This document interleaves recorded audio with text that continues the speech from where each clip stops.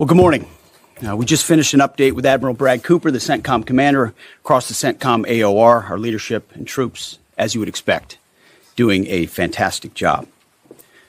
2 days ago, under the direction and direct orders of President Donald J. Trump, the Department of War launched Operation Epic Fury, the most lethal, most complex, and most precise aerial operation in history.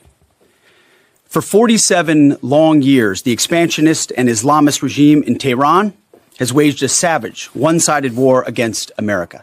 They didn't always declare it openly, except for their constant chants of death to America. They did it through the blood of our people. Car bombs in Beirut, rocket attacks on our ships, murders at our embassies, roadside bombs in Iraq and Afghanistan, funded and armed by Iranian Quds Force and IRGC killers. My generation of veterans carry the names of brothers who never came home. Brothers butchered by Iranian-backed roadside bombs and well-armed militias, thousands of our own. We didn't start this war, but under President Trump, we are finishing it. Their war on Americans has become our retribution against their Ayatollah and his death cult. It took the 47th president, a fighter who always puts America first, to finally draw the line after 47 years of Iranian belligerence. He reminded the world, as he has time and time again, being an American means something unbreakable. If you kill Americans, if you threaten Americans anywhere on earth, we will hunt you down without apology and without hesitation, and we will kill you. President Trump has also been very consistent. Crazy regimes like Iran, hell-bent on prophetic Islamist delusions, cannot have nuclear weapons. It's common sense. Many have said it, but it takes guts to actually enforce it, and our president has guts. Iran's stubborn and self-evident nuclear pursuits, their targeting of global shipping lanes, and their swelling arsenal of ballistic missiles and killer drones are no longer tolerable risks. Iran was building powerful missiles and drones to create a conventional shield for their nuclear blackmail ambitions. Let me say that again. A conventional shield for their nuclear blackmail ambitions. Our bases, our people, our allies, all in their crosshairs. Iran had a conventional gun to our head as they tried to lie their way to a nuclear bomb. It almost worked under Obama and his terrible deal, but not under this president. Turns out the regime who chanted death to America and death to Israel was gifted death from America and death from Israel. This is not a so-called regime change war, but the regime sure did change, and the world is better off for it. Today, in their desperation, the enemy is unmasked as Iranian missiles and drones rain down indiscriminately on the hotels, airports, apartments, and other civilian targets of their neighbors. Cowardly terrorist tactics from a regime that for decades has trafficked in cowardly terrorist tactics, lies, death, and destruction to this day. The Iranian leadership has built nothing except proxies and missiles and drones and deeply buried nuclear factories and facilities. Peaceful nuclear ambitions do not need to be buried underneath mountains. Last June, Operation Midnight Hammer obliterated their nuclear program to rubble. Afterward, we told them plainly, that's it, now make a deal. They arrogantly refused. We said, rebuild it, and we'll stop you again, this time far worse. Well, President Trump, Secretary Rubio, Steve Witkoff, Jared Kushner, they bent over backwards for real diplomacy, offering pathway after pathway to peace. I watched it. I was there. They tried over and over and over again earnest attempts at peace. The former regime had every chance to make a peaceful and sensible deal. But Tehran was not negotiating. They were stalling, buying time to reload their missile stockpiles and restart their nuclear ambitions. Their goal, hold us hostage threatening to strike our forces. Well, President Trump doesn't play those games. And as Secretary Rubio said after the Maduro raid, if you don't know, now you know. President Trump puts America and Americans first. He doesn't hesitate, and neither do our troops. The mission of Operation Epic Fury is laser focused. Destroy Iranian offensive missiles, destroy Iranian missile production, destroy their navy and other security infrastructure, and they will never have nuclear weapons. We're hitting them surgically, overwhelmingly, and unapologetically. With every passing day, our capabilities get stronger and Iran's get weaker.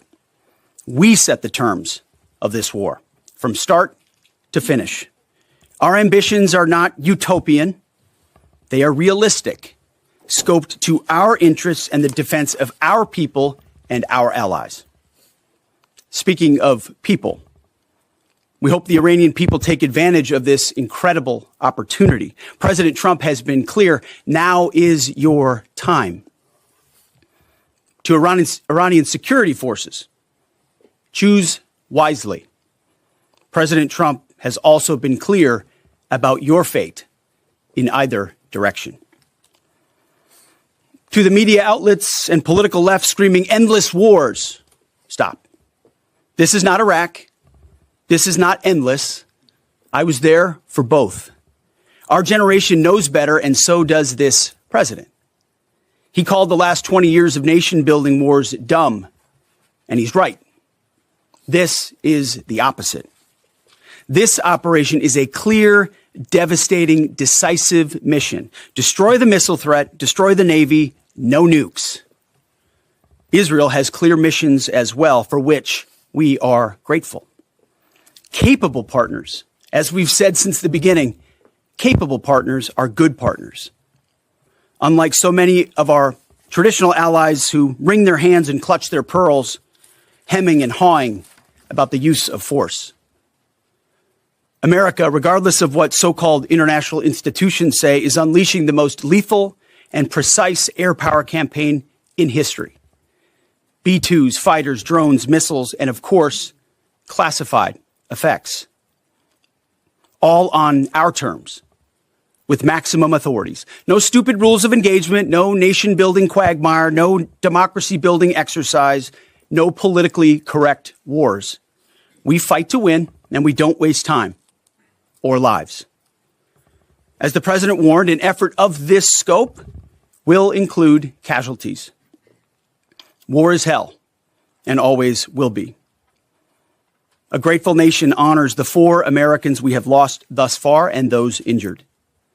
The absolute best of America. May we prosecute the remainder of this operation in a manner that honors them.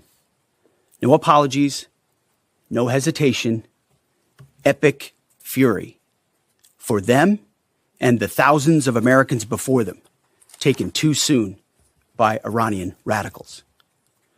Before I turn it over to General Kane for the operational update, let me speak straight to you, the Joint Force, our warriors on the front lines. This is your moment. This is the generational turning point America has waited for since 1979, and since the rudderless wars of hubris, my generation, our generation, endured. Don't listen to the noise. Just stay focused. Our commander-in-chief is steady at the wheel. We face a determined enemy, but you are better. But we must prove it every single day. History doesn't care if we're tired, if we're scared, or if the fight feels big. It demands warriors who rise anyway. Peace through strength, the warrior ethos, lethality, unity of purpose, those are not slogans. They're the beating heart of what it means to wear the uniform, that uniform. You think clearly under fire, you act decisively in chaos, you uphold the Constitution, and you uphold our country without hesitation. We are not defenders anymore. We are warriors, trained to kill the enemy and break their will. History is watching. Be the force you swore an oath to be: focused, disciplined, lethal, and unbreakable. We will finish this. on America First conditions of President Trump's choosing. Nobody else's, as it should be. And know this above all, President Trump and I have your back, always. Through fire, through criticism, through fake news, through everything. We unleash you because you are the best, most powerful, most lethal fighting force the world has ever seen. May Almighty God watch over you and his providential arms of protection extend over you. Godspeed, warriors, and keep going. General Kane, over to you. Thank you, Mr. Secretary, and good morning, everyone. The purpose of my portion of the briefing today is to update you and the American people on the actions taken thus far. The briefing will discuss the preparation, the planning, setting the force, the early operations, and how we're assessing the progress thus far. So let's get started. On Saturday, 28 February at 01:15 Eastern Standard Time, 9:45 a.m. local Tehran time, on the orders of the President of the United States, U.S. Central Command, under the command of United States Navy Admiral Brad Cooper, commenced Operation Epic Fury. As I said, I'm going to walk you through the initial phases of the operation.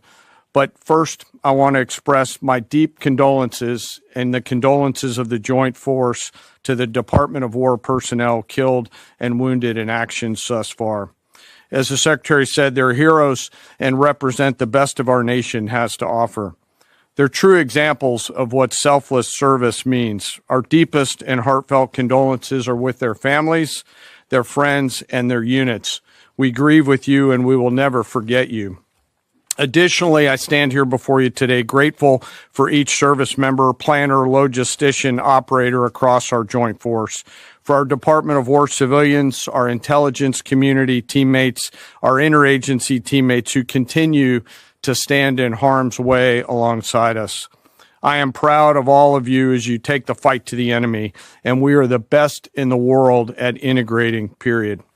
I want to extend my personal gratitude to the dedicated commanders and senior enlisted leaders and the enlisted members of the Joint Force who are fighting this fight across the CENTCOM AOR.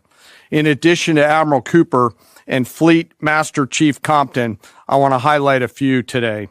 U.S. Army Central Command Commander Lieutenant General Pat Frank, who, along with his team, are fighting the counter-missile and counter-drone fight. United States Navy Central Command Commander Vice Admiral Kurt Renshaw and his team, who are engaged with the Iranian Navy and projecting American naval combat power from the seas. And United States Air Force Central Command Commander Lieutenant General Derek France and his leadership team, who are crushing Iranian targets from the air. I want to highlight the support to the CENTCOM fight from other combatant commands who are directly involved with this effort, to include U.S. Spacecom, U.S. Cybercom, and U.S. EUCOM. I also want to specifically call out United States Transportation Command and U.S. STRATCOM for their contributions to this fight. We cannot project American combat power at the time and place of our choosing without both. And finally, I want to express how deeply thankful I am for the continued service and sacrifice of the entire Joint Force and their families. Their unwavering commitment and dedication are the cornerstones of this effort. So let me start with a few details. First, to be clear, as the Secretary said, this is not a single overnight operation. The military objectives that CENTCOM and the Joint Force have been tasked with will take some time to achieve, and in some cases will be difficult and gritty work. We expect to take additional losses, and as always, we will work to minimize U.S. losses. But as the Secretary said, this is major combat operations. So let me talk about the preparation and the planning. On February 28th, the full strength of America's armed forces came together in a unified purpose against a capable and determined adversary. The United States Army, Navy, Marine Corps, Air Force, Space Force, Coast Guard, and our reserve components integrated across our combatant commands and began coordinated operations with the Israeli armed forces of an unprecedented scale. As the Secretary laid out, our military objectives are clear. Our mission is to protect and defend ourselves and, together with our regional partners, prevent Iran from the ability to project power outside of its borders and be ready for follow-on actions as appropriate. Across every domain, land, air, sea, cyber, the U.S. Joint Force delivered synchronized and layered effects designed to disrupt, degrade, deny, and destroy Iran's ability to conduct and sustain combat operations. On the U.S. side, this marked the culmination of months and in some cases years of deliberate planning and refinement against this particular target set. From precision strikes against key military infrastructure to persistent intelligence and targeting integration to the close coordination of the components across vast distances, this operation again demonstrated America's reach, readiness, and professionalism, and that of our joint united force. It was historic not only in the operational scope, but in the level of joint integration displayed across every element of the joint force. And as I said earlier, this work is just beginning and will continue. So now to talk a little bit about setting the force and setting the theater. On the order of the Secretary of War over the last 30 days to reinforce deterrence and provide the President with credible options should action be required, the Joint Force began to systematically reposition assets and personnel across the region. These movements ensured that U.S. forces remained postured, protected, and ready to respond decisively for any emerging threat.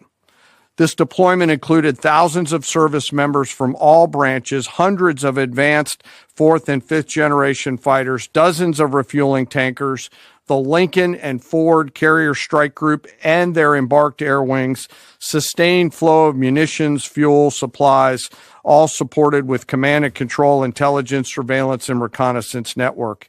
And the flow of forces continues today. In fact, Admiral Cooper will receive additional forces even today.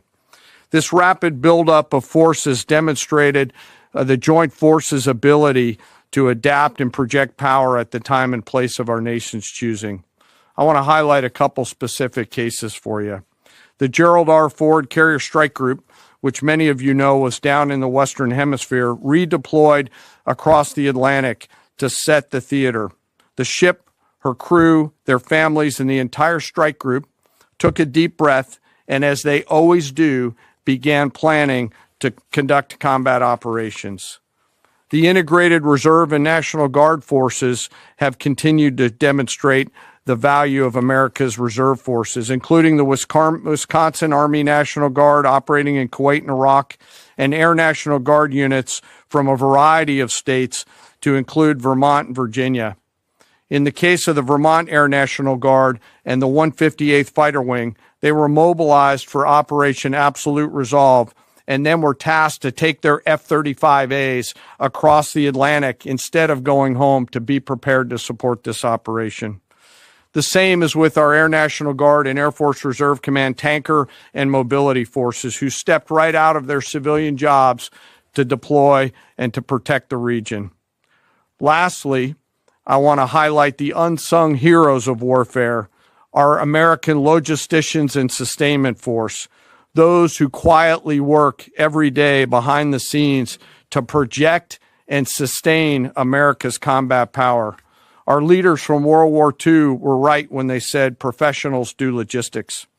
As regional tensions rose, the Joint Force elevated our force protection measures on the order of the Secretary and repositioned discreetly civilians and non-essential personnel designed to ensure the safety and security of our joint force. By the time operations began, only essential forces remained on our bases and in theater, all ready, capable to respond. So now let me move to H hour.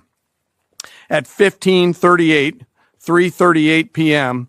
on Friday, February 27th, the United States Central Command, through the Secretary of War, received the final go order from President Trump. The President directed, and I quote, "Operation Epic Fury is approved. No aborts. Good luck," close quote.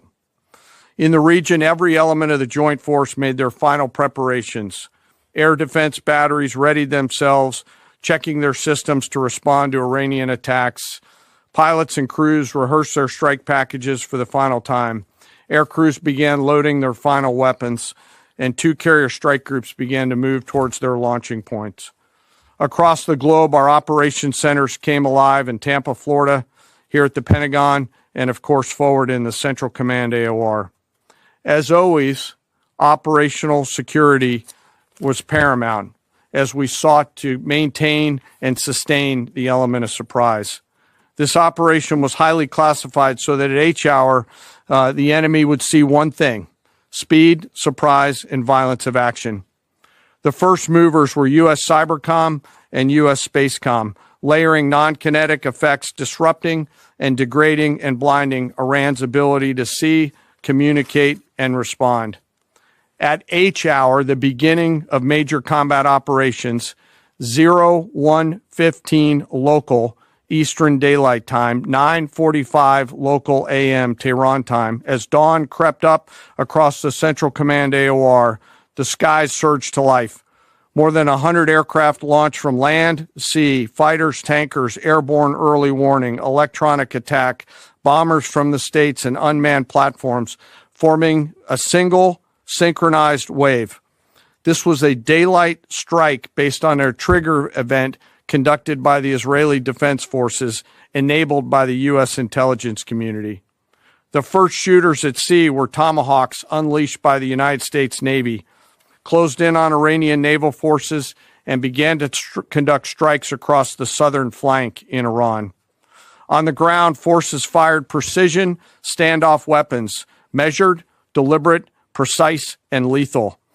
This was a massive, overwhelming attack across all domains of warfare, striking more than 1,000 targets in the first 24 hours. We are now roughly 57 hours into the operation. In the initial phase, CENTCOM's focus was systematic targeting of Iranians' command and control infrastructure, naval forces, ballistic missile sites, and intelligence infrastructure designed to daze and confuse them. Coordinated space and cyber operations effectively disrupted communications and sensor networks across the area of responsibility, leaving the adversary without the ability to see, coordinate, or respond effectively. The combined impact of these strikes, swift, precise, and overwhelming, has resulted in the establishment of local air superiority. This air superiority will not only enhance the protection of our forces, but also allow them to continue the work over Iran. Over the course of the last 2 days, the Joint Force has launched hundreds of missions from land and sea and delivered tens of thousands of pieces of ordnance. The effort continues to scale. This included American B-2 bombers, which again, similar to Midnight Hammer, flew a 37-hour round-trip sortie from the continental United States, dropping precision, penetrating munitions on Iranian underground facilities across the southern flank and slightly deeper. Additionally, Israel has separately executed hundreds of sorties against hundreds of targets. Beyond Air Force and Navy aircraft strike packages, coordinated salvos of precision standoff weapons from across the region have neutralized hundreds of pre-planned targets. As I mentioned earlier, in support of these kinetic operations, U.S. Cybercom and Spacecom have continuously layered effects to disrupt, disorient, and confuse the enemy. I will note that this operation had several combat firsts, which I'll allow at some point in the future Admiral Cooper to talk about since he owns the AOR. While we've prosecuted a relentless offensive campaign, our defense has been equally important. Across the theater, operations have remained steady and disciplined. Once again, our integrated air and missile defense network is performing exactly as it's intended. U.S. Patriot and THAAD batteries, along with ballistic missile defense-capable Navy destroyers, continue to coordinate and execute intercepts with precision and consistency. I wish that every American could hear the voice communications like I have as these joint operations centers remain calm, focused, and cool while executing under fire over and over again. Collectively, these systems have intercepted hundreds of ballistic missiles targeting U.S. forces, our partners, and regional stability. The threat from one-way attack UAVs has remained persistent. Our systems have proven effective in countering these platforms, engaging targets rapidly. Each intercept represents hundreds of hours of training, readiness, and technology all coming together to work as designed. We will remain vigilant in the counter UAV fight. And the defense of the region is not ours alone. As the threat grew, our partners surged in beside us. Air defense batteries in Qatar, the UAE, Kuwait, Jordan, and Saudi Arabia joined the fight, proof positive that years of training, trust, and hard-earned integration pay off. I am aware of the loss of 3 U.S. Air Force F-15Es overnight in the region. I am grateful for the safety of the crews, and we know that this was not from hostile enemy fire. As this matter's under investigation, I'll not comment further on this. Let me close. Operations will remain active across the theater and across the globe. The U.S. forces are postured not only to maintain pressure, but to respond and adapt as required. Operation Epic Fury stands as a reminder of what the United States military uniquely delivers: the ability to project power on a global scale with speed, surprise, precision, and overwhelming force when and where our nation requires it. What we've demonstrated over the past several days reflects years of investment in readiness, joint integration, and professionalism of the joint force. As major combat operations continue across CENTCOM, we remain engaged globally. America's joint force retains the credibility, capacity, and flexibility to respond to any contingency anywhere in the world at any time. To those who would test our resolve or threaten the United States, our allies, or our interests, understand clearly we can reach you, we can sustain the fight, and we can scale the fight, and we will prevail. To the American people, your joint force remains steady, frosty, calm, and focused. Your service members are trained, disciplined, and determined. We understand the risks of this mission and the weight of the responsibility that we carry. We also recognize that our families also shoulder the burden at home. You are a part of this too. I am proud today, as I am every day, to stand as a member of America's joint force. There is no mission too complex, no distance too great, and no adversary too determined for the men and women who wear our nation's uniform. We mourn our fallen, we honor their families, and we continue our mission with focus, unity, and strength. And now I'm happy to take any questions. Thank you, Mr. Chairman. Right here. Go ahead. Thank you for your time. What percentage of Iranian long-strike capabilities are still in the fight, and what is our exit strategy here, and when will it be deployed? Well, they have long-range strike capabilities, which we are hyper-focused on. The brief we got just this morning, Admiral Cooper knows exactly and precisely what kind of threat matrix he's looking at, the way they might change their techniques, and how we adapt to that. So we're making sure the theater commander has absolutely everything he needs. I mean, one of the things the chairman mentioned is for months and months, even before we built up, we ensured that we had maximum defensive capabilities in theater to allow the president the decision space in the future. So even before this buildup in the last 30 days, we discreetly brought defensive assets in to make sure, understanding that there are Iranian capabilities. As far as time frame, I would never hang a time frame from our perspective. The commander-in-chief sets the op tempo and terms of this fight. As I said, it's on his terms. And we'll make sure that Admiral Cooper and his team have everything they need, not just to defend. I mean, the best defense is good offense. And so we're aggressively pushing into that airspace over that southern flank to ensure that we control it and we destroy anything that moves that would attempt to shoot us. Think of it as shooting the archer instead of the arrows. That's where we want to be. And we have the kind of exquisite intelligence to get over the top, find that and destroy it. It won't happen overnight. This is a big battle space with a lot of capabilities. That's part of the reason why it's such a threat to us. That's why I talk about conventional umbrella to blackmail nuclear ambitions. They were building up this conventional arsenal in order to ensure that no one would ever block them from their ability to get nuclear weapons. So we're very clear-eyed about the nature of this Iranian threat, and we're going to get after it. I don't know if you have anything to add to that, Mr. Chairman. Thank you for the question. The only thing I'll add is that unlike an operation, a single operation like Midnight Hammer or Absolute Resolve, it'll take some time for us to conduct battle damage assessment, and the targeting cycle that CENTCOM will run will take those things into effect. Admiral Cooper will adjust his plan and fires accordingly to ensure that we're attriting that.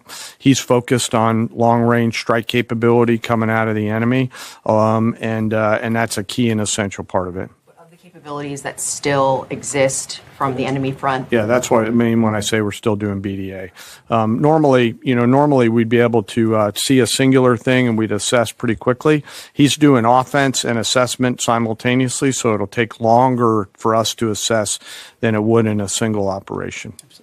Secretary Hegseth, thank you. Reagan Reese with the Daily Caller.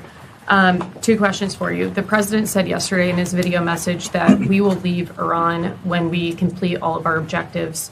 What are our objectives? And can you share more information on how the soldiers who were killed were killed? Well, I laid out the objectives, as did the chairman. They're completely nested. I mean, Iran has an ability to project power against us and our allies in ways that we can't tolerate. So whether that's ballistic missiles and drones, so offensive capabilities, effectively their Navy, which would attempt to set other terms and impose different costs, drone capabilities, which we laid out there. And ultimately, though, this tying it back to Midnight Hammer, the president has been willing to make a deal. You can't have a nuclear bomb. Radical Islamists can't have a nuclear bomb that they wield against the world. He gave them every single opportunity. Then we precisely took it away.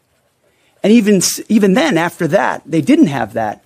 They didn't come to the table with a willingness to give it away. So ultimately, those nuclear ambitions, which never ceased, are something that had to be addressed as well. So that's a discrete sense of what's being addressed here to ensure that they can't use that conventional umbrella to continue a pursuit of nuclear ambitions. And then as it pertains to the U.S. casualties, that particular incident was, you have air defenses and the lot's coming in and you hit most of it. And we absolutely do. We have incredible air defenders. Every once in a while, you might have one, unfortunately, we call it a squirter that makes its way through. And in that particular case, it happened to hit a tactical operations center that was fortified, but these are powerful weapons.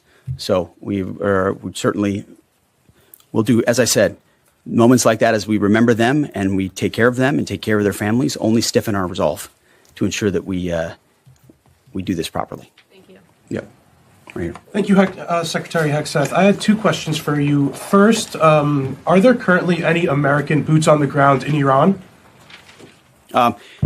No, but we're not going to go into the exercise of what we will or will not do. I think it's one of those fallacies for a long time that this department or presidents or others should tell the American people this, and our enemies, by the way, here's exactly what we'll do. Here's exactly how long we'll go. Here's exactly how far we'll go. Here's what we're willing to do and not do. It's foolishness. And so President Trump ensures that our enemies understand we'll go as far as we need to go to advance American interests. But we're not dumb about it. You don't have to roll 200,000 people in there and stay for 20 years. We've proven that you can achieve objectives that advance American interests without being foolish about it. Now, will we be bold about it? Are we willing to be decisive about it? Do we put months and months of planning into what kind of effects we want to achieve? Absolutely. But going forward, why in the world would we tell you, the enemy, anybody, what we will or will not do in pursuit of an objective? We fight to win. We fight to achieve the objectives the President of the United States has laid out. And we will do so unapologetically. Thank you. Is there any significance to Israel carrying out this strike to kill the Ayatollah? And I wanted to know, what was your immediate reaction to finding out about his killing? I think Israel did a great job in the conduct of that operation. President Trump put a 4-week timeline right on here. it. Are you Please. saying that's wrong? Yeah, thank you. You mentioned during the briefing, General Kane, that there would be additional troops sent to the region. Could you say how many troops currently are involved in this operation and how many additional troops are planned to go in this next phase? I don't want to talk specifics because that would tip the enemy off. We have more tactical aviation flowing into theater just based on the time it took to get it out there. I think we're just about where we want to be in terms of total combat capacity and total combat power for Admiral Cooper. One of the things, though, that a commander, he'll consistently assess the trajectory of the campaign. Is he on or off trajectory? And then make an ask of the joint force, which will then develop options for consideration by the secretary and the president to either increase or in some cases decrease the amount of combat capability that we have over there. I heard the question about 4 weeks. It's the typical NBC sort of gotcha type question.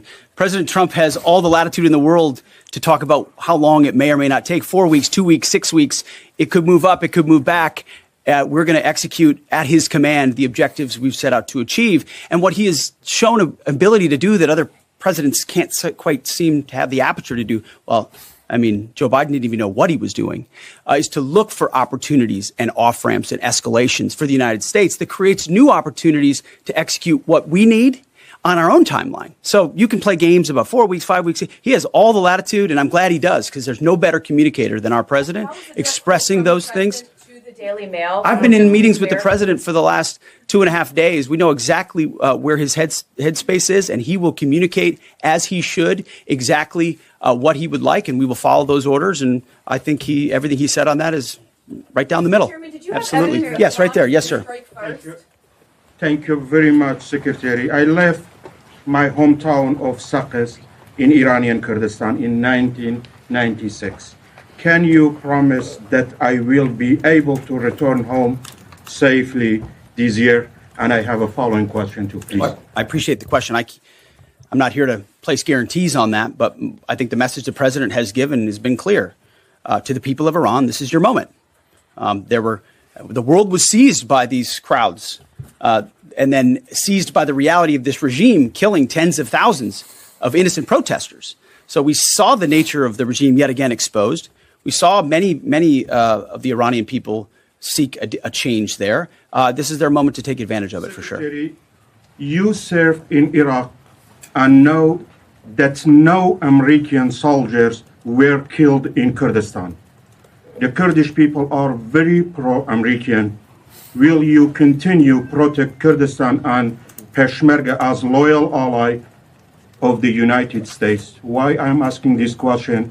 Because now Kurdistan is under attack by Iranian drones and by proxies in Iraq and on the region. I think I can speak to allies generally in the region who we've been in constant communication with. We have been standing shoulder to shoulder with them, and we appreciate their capabilities. Absolutely. Yes, right here.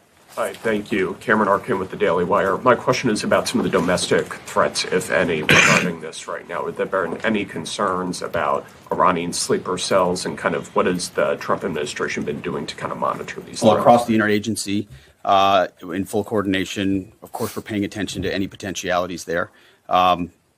This is a former regime, that seeks to export that ideology and try to sow terror. We're ready for that. We've seen these types of folks before, and the American people can rest assured that we're vigilant on that. How do you Right here. keep them from Secretary, spilling thank out you. into Kind of a follow-up insurgency? on that last question. There was just this, what appears to be a terrorist attack in Austin yesterday. How does that change the operation at all? What effect does that have? And It doesn't change the operation at all, and I know the authorities are executing exactly the way they should. Secretary Higseth, and one for Chairman Kane as well. I understand, to your point here, that you don't want to broadcast everything for our adversaries to hear, but the American people also want to know what they're sending their men and women to war for. Is there a concern of this spiraling into a longer war? And then one for the chairman when you're done. Did you not hear my remarks? I mean, we're ensuring the mission gets accomplished, but we are very clear-eyed, as the president has been, unlike other presidents, about the foolish policies of the past that recklessly pulled us in to things that were not tethered to actual clear objectives. So we know. We have plans, we have generals, we have chairmen, we have commanders, CENTCOM commanders, Admiral Cooper, who's executing very deliberately to ensure outcomes that I laid out are accomplished. But we would never, in front of a press pool, lay out how long that may take. The mission for our warfighters, which is what matters to us, is very, very clear. And they're executing it right now violently. And just for the chairman, quickly, I have one for the chairman. You said this is not a one-night operation. It will take time to achieve the goals. What would be the goal line here for you? I think the Secretary laid out the military objectives, and that's what we execute against is the military objectives. Last one right here. Uranium is. Thank you, sir. As you've said, there are a large amount of U.S. service members that are in harm's way right now. What is your prayer for them? First of all, my prayer for them is that I do pray for them. My wife prays for them. Our family prays for them. Our cabinet prays for them. None of this is done on a whim. Having been in their boots, having been in their shoes, having been in their flight suits, I know we think about them with every decision that we make and every recommendation that we make to the President of the United States. Those recommendations are made prayerfully. And when I pray every day for them and for this mission, I pray simply for the biblical wisdom to see what is right and the courage to do it. It's going to take courage to follow through on this. There's going to be a lot of noise, and we pray for that, and we hope all of you do as well. Thank you very much. Appreciate it. Thank you.